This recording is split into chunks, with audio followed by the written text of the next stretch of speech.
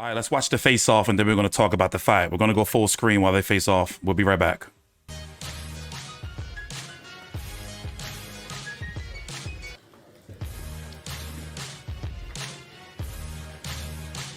But overall though, I'm looking forward to the fight. But we got some things to talk about. But let's talk after the face off. We're going to go full screen.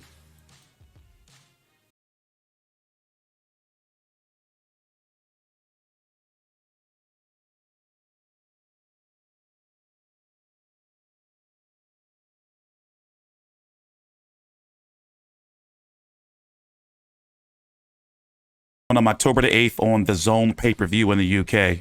Here in the States, it's going to be on the regular DAZN in the O2 Arena.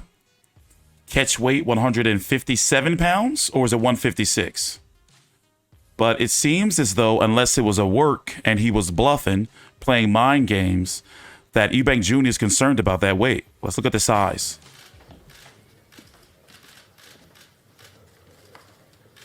Eubank... Not Eubank, but Conor Benn got the guns. The gun show. And Chris Eubank Jr. is looking pretty Black Amish right there. Like his beard was glued onto his face. Both of them got beard jobs. Isn't that kind of wild? That's like a thing for men to get like plastic surgery, to get their hair taken from their... You can even look. You can even see the scarring.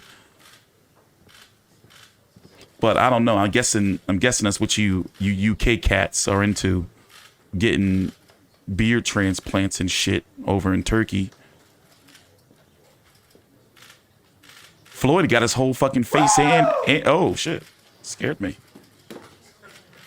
Floyd got his whole head and face done. He was pissed when Jake Paul took his hat. Looked like he had a whole bunch of asshole hair glued onto the top of his head. It's cool now, though. It looks like it takes some time for the textures to get right. But see, Eubank beard is just too perfect. My bad, guys. I'm smoking on marijuana. So, you know, I guess let's get back to boxing. Let me grow up. But welcome to the show. We're going to talk about the fight. I have Chris Eubank Jr., mostly because of size and experience and resume. We don't know if there's going to be a rehydration clause, though, but Chris Eubank Jr. seemed to be pretty concerned about that weight. But actually, if you really think about it, there was parliamentary procedure. It was a pretty cool and calm, you know, press conference. Except Conor, he tried to, you know, talk some shit. But overall, the sheriff would be pleased. Law and order. You don't want Eubank Sr. coming to knock on your door. By the way, both fathers weren't here today, likely because they wanted the attention to be on their sons for this first fight. I mean, for this first...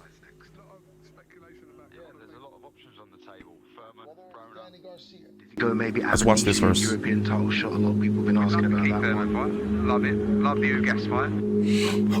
What Conor Benn does have is options. Who's next for Conor Benn? Who next for Conor Benn? I am my dad's son, for the good and the bad. Biggest rivalry in British boxing history. If I'm waiting, for as long as I'm waiting, it's big. Big fight.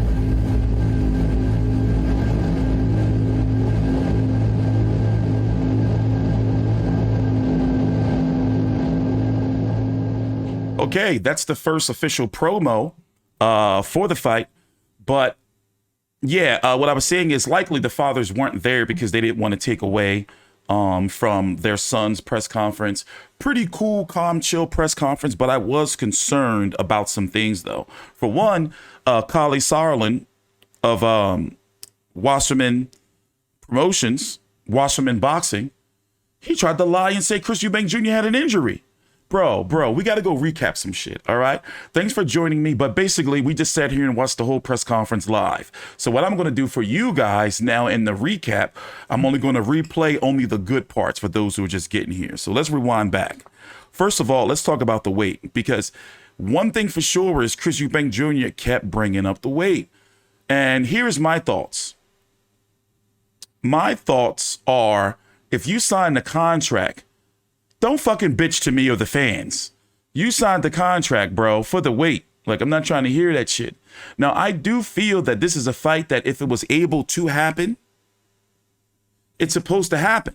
You know, if you could make a Eubank Jr. versus a Conor Benn after Senior and Benn and both sons are fighting and they're not too far apart in weight, for example, you got Conor Benn, who's currently competing at 147 pounds. That's his division.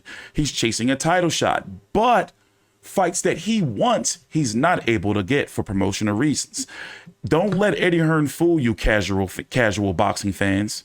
He can't get Danny Garcia. He can't get Keith Thurman. There's bad blood between PBC and Matchroom for a while now. So anytime, if you ever noticed, anytime you hear Eddie Hearn talk about one of his fighters fighting an Al Heyman PBC fighter in any division, the shit never gets done. You'll hear like, well, you know, we're trying to get a fight with Charlo. We're trying to get a fight with Adam Kwinoski. We're trying to get a fight Wilder to fight Dylan White. We're trying to get Wilder to fight Anthony Joshua. We're trying to get Conor Benn versus Thurman. That shit don't be happening. But anyway, let's go listen to this weight, though. Like, he was having some issues.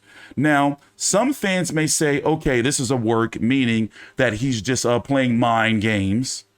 But even before this press conference, that's been my concern and fans' concern for a guy that's never weighed in below 158 pounds in his professional career. There you go. He can, Sim says at max, he can be 158 and 158.5. If he misses, the fight is off. Now, before we talk about it, let me play this clip for you from the press conference and let you decide, the fans, if it's mind games or not. But to me, it seems like he's really concerned with that weight. Let me see here. With a subliminal message in there. What would be your message to Conor, what he would experience at your hands in the ring? What experience do you want him to go through in that ring with you? What's your aim? I know you do this often before fights. Well, luckily, we have the sheriff here, you know, to make sure there's going to be parliamentary procedure. So let's see if he tries to lie again. Be your statement to that. What should he prepare for?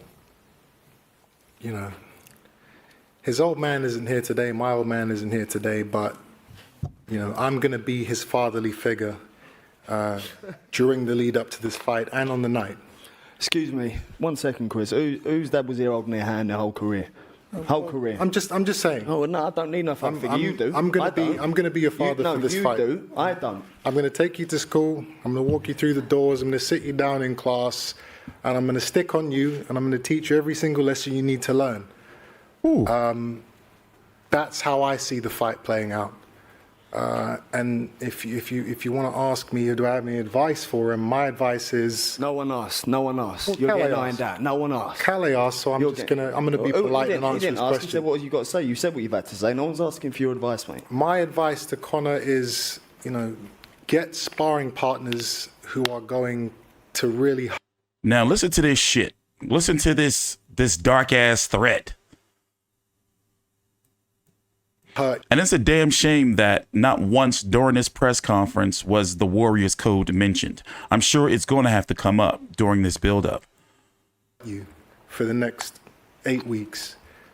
That's the best shot you have because, you know, on October 8th, October 8th, the pain you're going to experience is if you don't get your ass kicked in the gym, then it's just going to be too much of a shock to your system when I put it on you on the night. So get some tough guys in your training camp for this fight, please.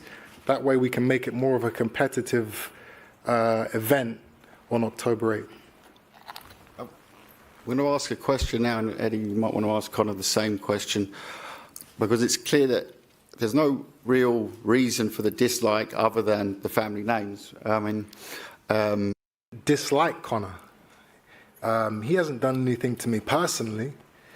So I don't dislike him. But at the same time, this fight is personal. You know, the things that his father put my father through, I can't forgive and I can't forget.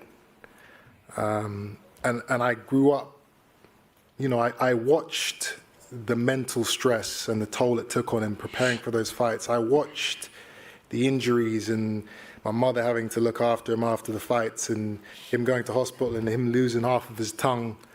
You know, I watched Nigel tell my father on national TV that he hated him. You know, these are all things that I can't forget, I can't forgive. And this is a fight where both our family names are on the line.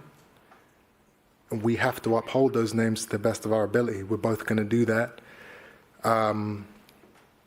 That's where it makes it personal, you know. I can't, you know, Nigel is his shot at, you know, his losses being avenged is Conor beating me. That's the only way he can ever avenge those losses. That's the only way he can kind of redeem himself. All right, well, my son beat his son. That will help him sleep better at night. I can't let him get those extra hours of sleep. You know, I can't do that to my old man. I have to uphold the family name. I have to do what's right. I have to make sure that the Eubank name stays on top of the Benn name. You know, I'm not letting the Benn name even the score. Quick question. Now, shit's about to get real funny right here at this next part, where basically Kali Solin is going to try to make up a fake injury for Eubank Jr., and then we're going to hear about the weight. But in the chat, here, let me put a little poll. In the chat or in the comments, give me your predictions on who you think is going to win the fight. Conor, Benn. I guess, listen, let's just keep it simple. Press 1. A side for this fight is Eubank versus Benn. So 1 for Eubank if you think he's going to win. 2 for Conor if you think he's going to win. Now, my prediction is I'm still picking Chris Eubank Jr. The weight is a concern. The weight is a concern. Conor, on your side, is it just a little bit deeper from the Benn side? He just made it very deep. No, it's not that deep, really, to be honest. You know, Dad had a draw in the last fight. We know he should have won. But, you know, that's that. I'm going to get in there and handle business. And, you know, I'll sell the score. He's definitely taking you lightly in this fight, believes he can beat you at 60%. Is that mind games? Is that... I could not really care less, to be honest with you. If he thinks he can beat me at 60%, that's his problem. It has nothing to do with me. I'm going to prepare for him like I prepare for everyone else. And I'm going there, and if I see a slight opening, I'll take him out. I'm going to go for it. You know, he needs quality sparring. That's what he needs. He needs to focus. He needs to stop worrying about everything else. You know, while I'm up at 2, 3 in the morning training, while he's probably still out playing poker. So as far as I'm concerned, you know, I'm hungry. You know, and I'm ready for this. Is he though? Am I ready? Well, currently, no. I'm overweight right now. All right. No, okay. Listen to this. Now, first it starts off pretty tame, but then it starts to seem like my man just start crying up there about the weight. And it's like, bro, you signed the contract. And you know what? I'm sorry, Nigel. It's you get out of here. We'll bring you back later on. I don't want you to see this. But I want his father, the sheriff, to see, you know, how, like, is it mind games? Now, I'm going to let it play through. But is this mind games? Is this mind games? Now and okay, well, I'm ready now. And I haven't really been in the gym consistently. Do you know what? I keep hearing excuses. No, we have 8 weeks. No, but that's like just this. We have 8 weeks. So after this press conference, the training camp starts. Okay, I'm 3 weeks in already. The weight cut starts. You know, I'll slow down on the poker if that makes you happy. And, well, no, when I give you a good beating, I don't want to hear no excuses. Oh, you know, but I was 60%. Oh, you know, but I lost on poker. Oh, but I, you know, I'm at a disadvantage and all that. There's no excuses, Conor. I'm telling you. Okay, good then. You can't beat me. Good then. No excuses, please. You cannot beat me. Okay. So, you know, I'll get down to the weight. I will do that. Well, so you should. I'm not going to get fined hundreds of thousands of pounds for being a pound overweight. Why are you playing that card? You suggested the weight, mate. It's not a card. I'm just simply saying what are the penalties if I miss the weight. That's all I'm saying. And to I'm be fair, you do need that money for poker, though, don't you? Well, you know, let's not get excited. But you know, I will make the weight, and you know, I'm not going to kill myself in this training camp. You know, I always, you know, preparing for fights, I kill myself in these camps. You know, I train like. In UK terms, it sounds like he's whinging to me. It already. Now, is it mind games?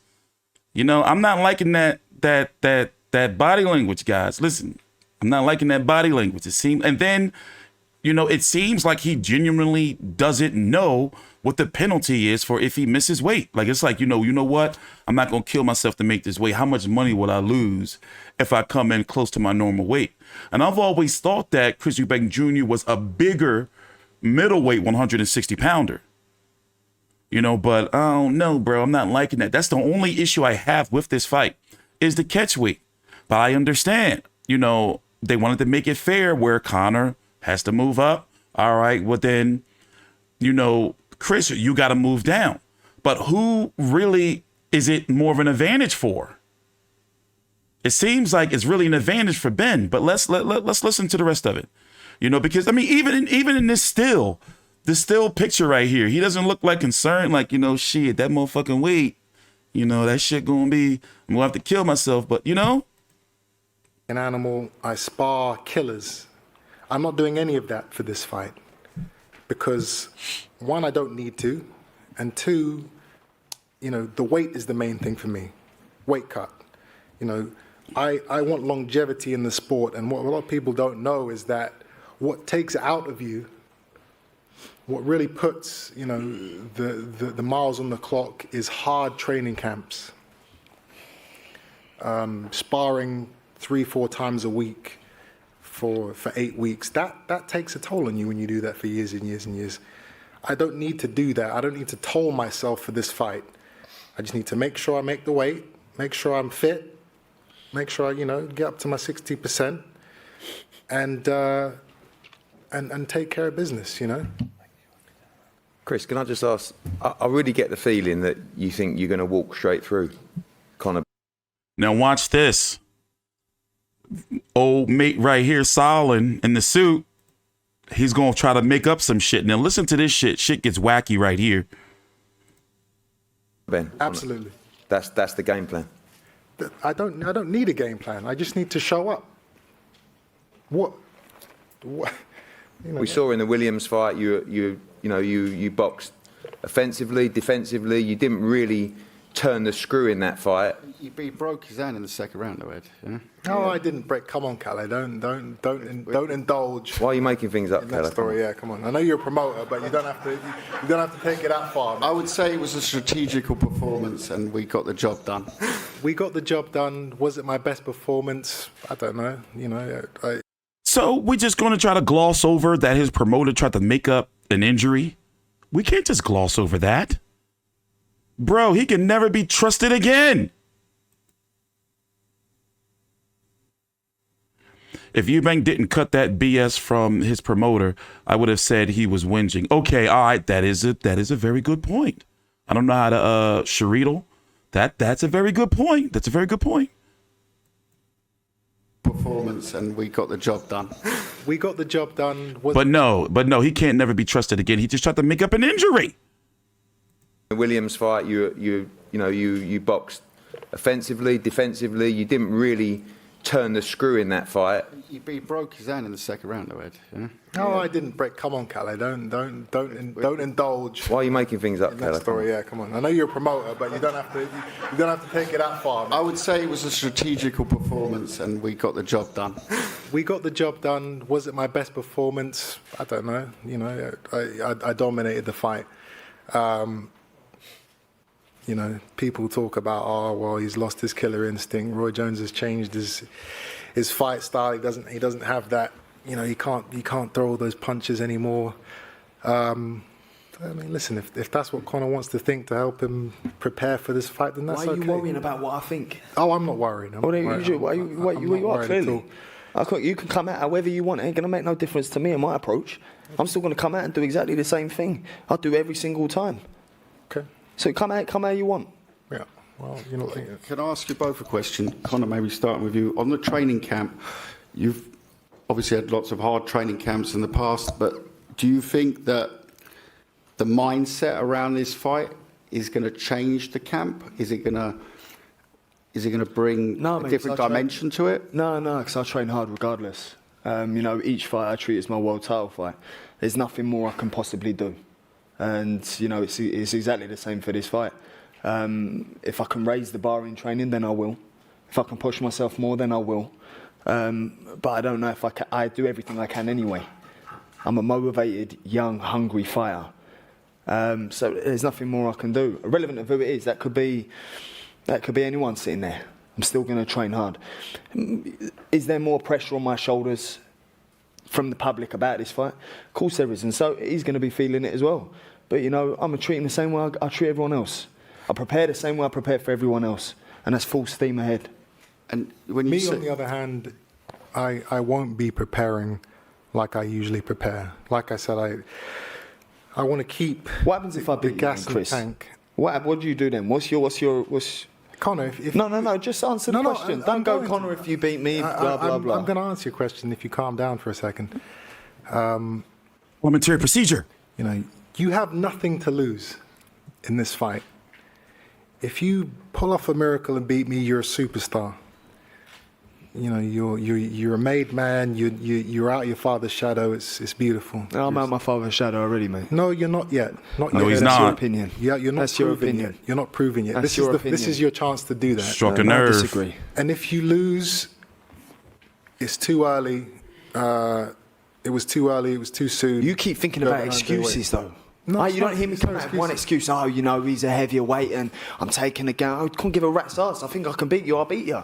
Okay. Forget the weight. Forget everything else, me jumping up 2 weights. If I think I can beat you, I'll beat you. That's why I've taken this fight. Don't hear me going, you know, I'm only going to be 40% because you're two weights heavier. Oh, you know, I'm not going to prepare for this. That's what you keep coming out with. I don't need you to make up excuses for me if you think I'm going to lose. No excuses. Well then. You know, for me, this is actually... So for him, it's a win-win. For me, it's a lose-lose. If I lose to Conor Benn on the 8th of October, I'm finished. Finished. I can't, you know, my goal is to fight for a world title within the next year. I can't lose to Conor Benn and then say, hey, let me fight for a middleweight world title. It just can't happen. And if I win, I'm most likely not going to get the credit for it because, oh, you know, he was too big or Conor, you know, whatever. So it's a lose-lose. All the risk, all the pressure is actually on me for this fight. I mean, he's got his pressure. That's true. But I've got a lot more to lose. So you're in a great position. You know, you're going to make, you know, an absurd amount of money. I get paid already, don't mate? It's a great business move on your part, but you know, make no mistake. You know, the money you make is all good, but on October 8th, I'm going to liquidate you. I am going to do that, and everyone's going to see it. But it's okay. You're taking a shot at greatness, and I do respect that. I do respect that. You know, I did the same thing against Groves. The guy was 20 pounds heavier than me on the night. The guy was completely different weight class to me. Me and you are going to be within this, you know, we're going to be within 3 to 5 pounds of each other on the night. So it's actually not, you know, that much of a, you know, people have gone through worse, you know. So I guess he just confirmed right there that there is a rehydration clause. Did he? But yeah, I'm still in that line though. I'm going to liquidate you. And also, I'm going to let you know, I still believe in magic and shit. So I am a little gullible. So I really do believe that he's up there bitching and complaining about the weight. Some people saying it's the work. Some people saying it's the mind games. But hey, I told you, I believe in like magic and voodoo and shit. So, you know, sometimes I can be a little. You've got to take your. I got a good heart. Get to where you want to I believe to. everybody. This is the time that I think that you're going to have to take a beating to get to where you want to get to. I can't wait to see what happens. Ronnie, one for you, mate. I mean, you've been as involved with this over the years as anybody. I don't want to hear from Ronnie. No thanks. Let's go to the face-off. What's next? Let's go listen to the fighters' final words and then go look at some resumes. By the way, thanks for watching. Take your time out, like the video, subscribe. Remember, next week's a big week, so we're going to be here for all of every single thing Usyk versus Joshua 2. We're going to be here streaming during the press conference, streaming after the press conference, streaming during the media workout, streaming after the media workout, streaming during the fight, streaming the post-fight press conference. So it's a heavy week. And then you also have Adrien Broner versus Omar Figueroa. It's a very heavy week in boxing. So I'm going to be here full time. Go get my hair cut, all that shit. Get a new hat, couple new hats, get some iced tea. 2 generations, of course, the history. You were there, you saw it all. I guess back then in 1990 in Birmingham or at Old Trafford. And yes, we will be covering everything Chris Eubank Jr. Versus Conor Benn. Where's that? The final words. There we are. Over your dad, or is it pressure for yourself, or what's the? I'd probably say pressure from myself. I mean, from the exterior, everyone else here, you know. Okay, we talk boxing. My Damn dad's it, proud of me I've seen it already. Of what I've done in the sport and continue to do in the sport, but pressure on myself to win. You know, I put a lot of pressure on myself to win. You know, that's what gets me going, and that's why I train the way I train. Is I love winning. Thank you, Keller. Thank you, Ronnie. Thank you, Chris, Conor, Tony. Guys, thank you for attending. This is the start of a huge run of events over 3 months, of course. Joshua Usyk. Let's watch the face-off one more time, and we're going to look at some resumes, and I'll give you some logic on why I'm picking who I'm picking in the fight.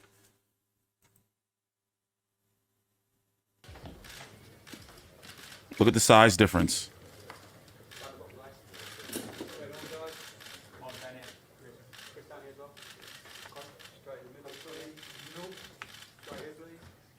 Down in the middle.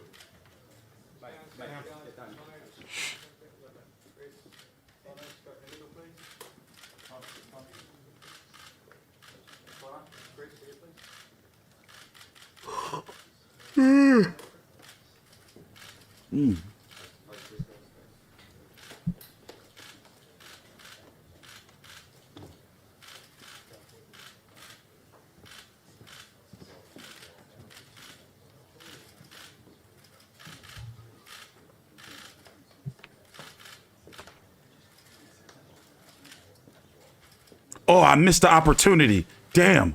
Hold on. Hold on. Oh, no, I didn't fucked up. We missed the opportunity. Hold on. I'm going with something here. Follow me. Hang in there. Hang in there while I do this. What did happen? It didn't went off. I wanted to play while they were facing off. The Warriors code. Oh, right hand! He really caught him with that. The warrior does not dream of frontiers. He only sees horizons. Oh, that for a right hand. And then groggy and the left eye completely closed now. The warrior is a creature of irony, for his genuine task is to ensure peace. Oh, right hand. This is it. Gone. This is the end of it. Gone. This is the end. This is the end. Referee's going to stop it. It's all over. It's all over. The true warrior knows, accepts, and embraces, above all, integrity, which is his course in life.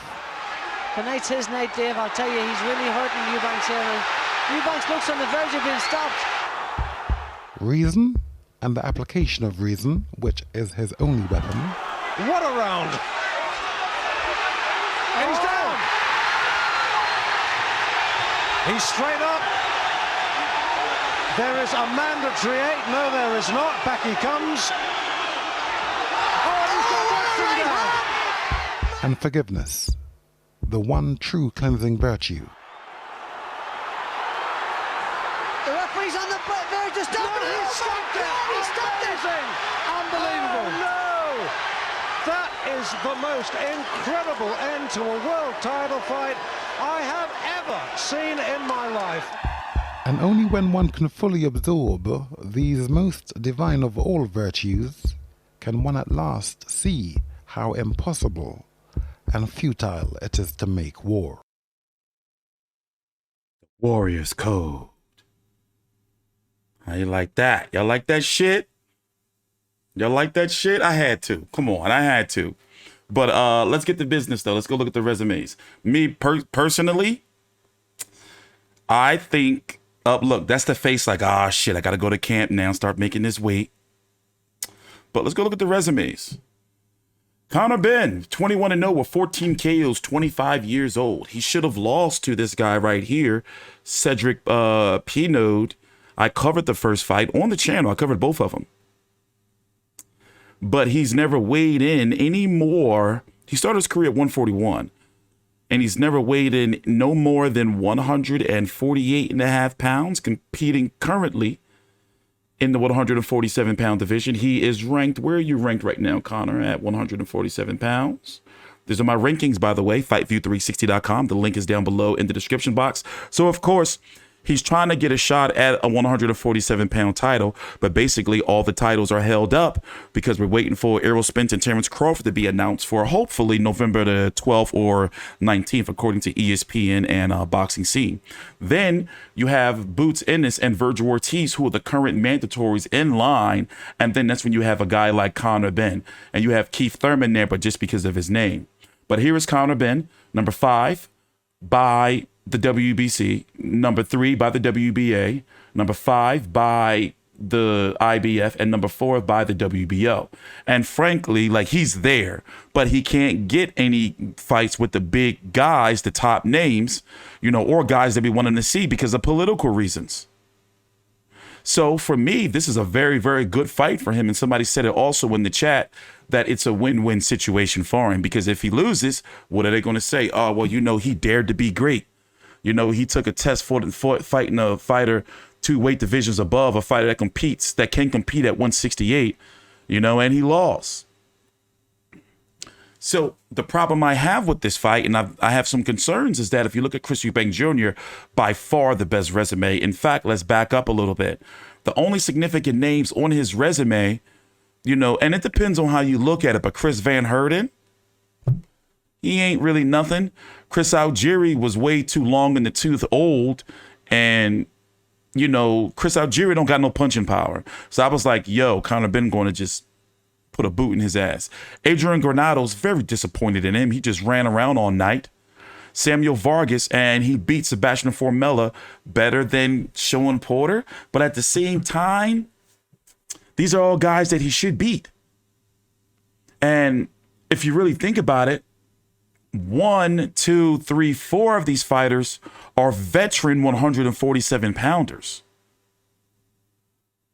They're names that have been known, but they ain't been doing shit. But when you look at Chris Eubank Jr., though, solid resume, 32-2 with 23 KOs, never been stopped, never been close to being stopped from what I can remember. 32 years old, quality, solid wins. Liam Williams, Matvey Korobov, that should be nothing. That shouldn't even be on anyone's resume. The man, Matvey Korobov, had one of the worst years probably a boxer can have, in boxing, like today, and I was really looking forward to that fight, because if Eubank would have beat him, that would have been a high quality event. James DeGale, high quality event, high quality win. But James DeGale was known for getting his ass beat at that time. James DeGale was in a lot of wars, but still nice, solid win. He fought George Groves at the end of the World Boxing Super Series tournament. In my opinion, if I'm being honest, I don't think he can't beat George Groves. Abner Yildirim, Canelo fought him, but at that point in time, Abner Yildirim shouldn't have been in with Canelo. Arthur Abraham, similar to Conor Benn's resume, where it's like that's a win for him that came a little too late, because it's like, yo, Abraham been around way too long, and you know he was food for anyone at that time. Nick Blackwell, he hurt him real bad, put him in a coma, and then Nick Blackwell tried to come back again. Gary Spike O'Sullivan, depending on how you look at it, kind of a quality win, because after just recently, fucking Arizlane Lara fought Gary Spike O'Sullivan. Dmitry Chudinov, and then of course that big fight, domestic clash over there in the UK was when he fought Billy Joe Saunders. Just started coming on late. Nonetheless, it didn't happen, and that's a rematch that should have happened already, in my opinion. But overall, the size, though, if you look at his career, started at 164, according to BoxRec. But if you look, the lowest he's ever weighed was 158 and a quarter. That was in 2014. Fought at 168. I'm talking about like competed at 168 pounds for 1, 2, 3, 4, 5, 6 fights. And really, the only reason why he came back down to 160 is because the guys were too big and strong for him at 168. So I feel like he really is a 168 pounder, but a smaller 168 pound guy. But despite the weight, I still would have Chris Eubank Jr. being able to beat Conor Benn, because how does Conor Benn win? He would have to outbox him. Do you think that Conor Benn can stop Chris Eubank Jr.? I don't know. But one thing for sure is Eubank Jr., both of these guys swing for the fences, especially Conor Benn. And sometimes he can swing really, really wildly, like wild to the point where against a good boxer, he would get his head taken off. It's going to be on October the 8th on the DAZN pay-per-view in the UK. So what is that guy, about 27 quid for you guys? About $33 American dollars, something like that. Here in the States, it's going to be on regular DAZN. We're still waiting here in the States for us to get any news on, we don't have a broadcaster for Usyk Joshua 2. Did you know, for those who are not from the States, there is no American promotion for Usyk Joshua 2. There's nothing on our sports networks, nothing on our TVs, no ads, no nothing. We don't have a broadcaster. And my gut is telling me they're going to put it on the DAZN pay-per-view. But overall, here in the States. But who do you think is going to be on this undercard? Clearly, they're going to throw Campbell Hatton on that joint, right? You know, another son of a famous boxer. They're going to probably throw Hopi Price on that joint. Who else? They're going to have a women's fight. Maybe the women's fight may be a co-feature. You know, something significant. Maybe the return to Shannon Courtney. Something like that. Maybe. We're less now than 2 months away from the fight.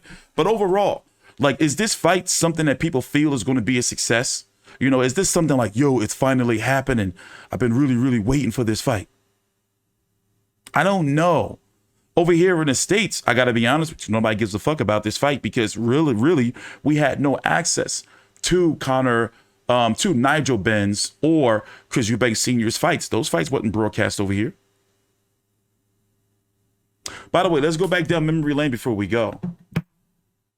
Let's go back down memory lane before we go. I wanna watch this.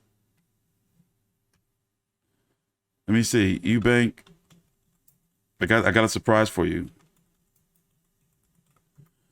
This is, I ain't gonna lie, I wanted to expect this. This is what I wanted to. I wanted to expect this. But we didn't. Check this out. I'm gonna let you guys enjoy this piece of gold right here before we go. Let's go back down memory lane. Super middleweight champion, man that many boxing fans feel is the super middleweight who really is the one to beat, James Toney.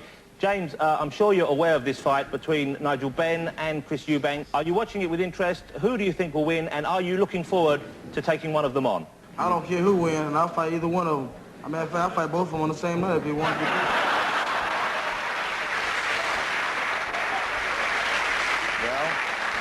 Well, let me ask the guys if they have something to say back to you. First of all, Nigel, what do you think? I don't mind coming over there and fighting him. I've done it with Barkley, Robbie Thin, Doug do it. I'm not scared of him. I'll come over there and fight him. I'll tell you anyway. something.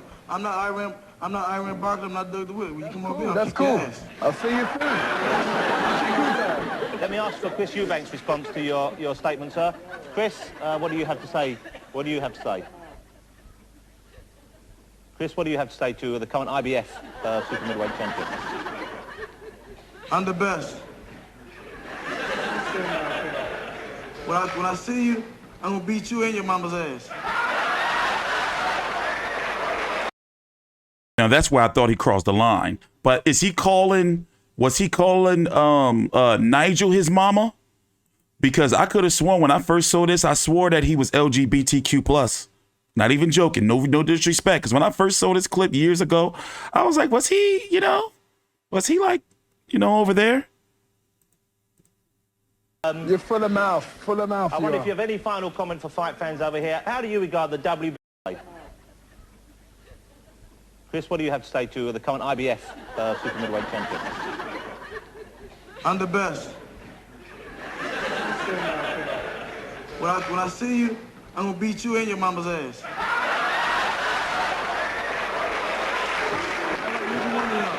Mr. Tony, we just have 2 minutes left of satellite time. You're full of mouth. I wonder if you have any final comment for fight fans over here. How do you regard the WBO and the WBC titles? Well, the WBC stands for We Be Crooks, and the WBO, we don't even count that. So I'm the real champ. In order for them to be crowned champ, they gotta fight me. And the only way they're gonna make some real money is by fighting James Toney. I'm the $1 million man. If they want to make some money, they gotta fight me. That's what it all comes down to. Thank you very much for your time. I think we received your messages loud and clear. Chris, I know, is particularly keen to meet up with you socially. No fighters in England. They all bums. Bunch of women over there.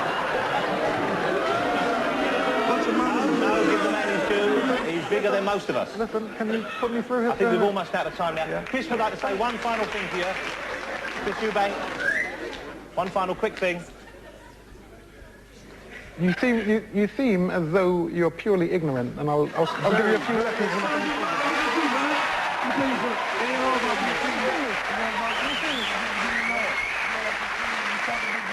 When it comes down to it, you ain't signed no contracts. Neither one of y'all. You're thick as two short planks. Okay, guys, let's calm down. James, I can only say thank you very much. If you could thank Mr. Work as well for giving us the time. And I must just say how very glad I am that you're in Los Angeles and we're over here. Thank you for your time. James Toney and Mickey Work, ladies and gentlemen.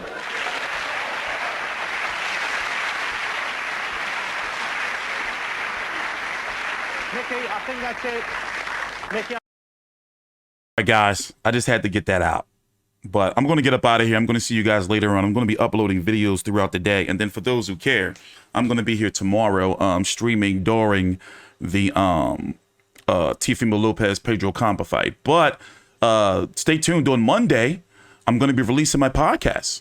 So when on your podcast listening platforms on Monday, just go on in and type into your iTunes or your Amazon or your Spotify, the Fight View 360 podcast. And I'm going to be releasing 4 shows, and I'm very excited. So I'll listen to you guys later. I'll see you guys later. I got to go get some breakfast. See you guys tomorrow. Thanks for watching.